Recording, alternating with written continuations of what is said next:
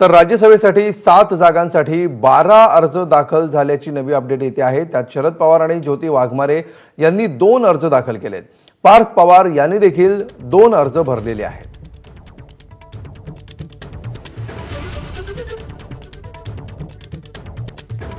आणि अधिक माहिती घेऊया आमचे प्रतिनिधी राजू सोनवणे सध्या आपल्या सोबत आहेत।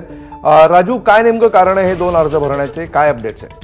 अगदी आपण पाहतोय की राज्यसभेसाठी उमेदवारी अर्ज भरण्याची मुदत निघून गेलेली आहे आणि 7 जागांसाठी 12 अर्ज जे आहे ते दाखल झालेले आपल्याला पाहायला मिळतात। त्यामुळे आपण पाहतोय की 12 अर्ज नेमके हे कोणाचे आहेत जर आपण पाहिलं तर त्यामध्ये आपल्याला पाहायला मिळेल त्यामध्ये शरद पवारांनी 2 अर्ज दाखल केलेले आहेत। त्यामध्ये त्यांचा एक डमी अर्ज जो आहे तो भरलेला आहे। ज्योती वाघमारे यांच्या नावाने सुद्धा 2 अर्ज दाखल केलेले आहेत।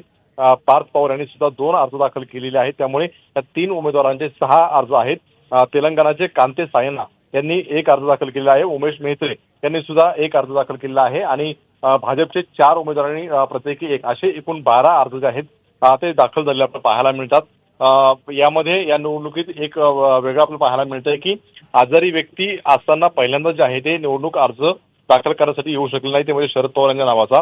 त्यामुळे आपण पाहतो की जे हॉस्पिटलचे सुप्रिंटेंडंट संजय सरोसे हे स्वतः त्यांच्या घरी जाऊन त्यांची जी आहे ती शपथ दिलेली आहे। त्यामुळे आपण पाहतोय की एकूण 12 अर्ज जे आहे ते दाखल झालेले आहेत। त्यामुळे 7 जागांसाठी हे 12 अर्ज जर दाखल झाले असतील तर 2 उमेदवार हे नव्याने दाखल केलेले आहेत। मात्र त्यांना 10 आमदारांचं अनुमोदन जे आहे ते लागतं। त्यामुळे त्या याच्यावरती टेक्निकल गोष्टीवरती जे आहे ते अर्ज बाद होण्याची शक्यता आहे। त्यामुळे आताची ही निवडणूक बिनविरोध झाली असं तरी आपलं चित्र होताना पाहायला मिळते। खरं तर सकाळपासून सुरू होतं की निश्चितपणे हे अतिशय महत्त्वाची फॅक्ट आहे राजू। एकूण 12 अर्ज दाखल झालेले आहेत।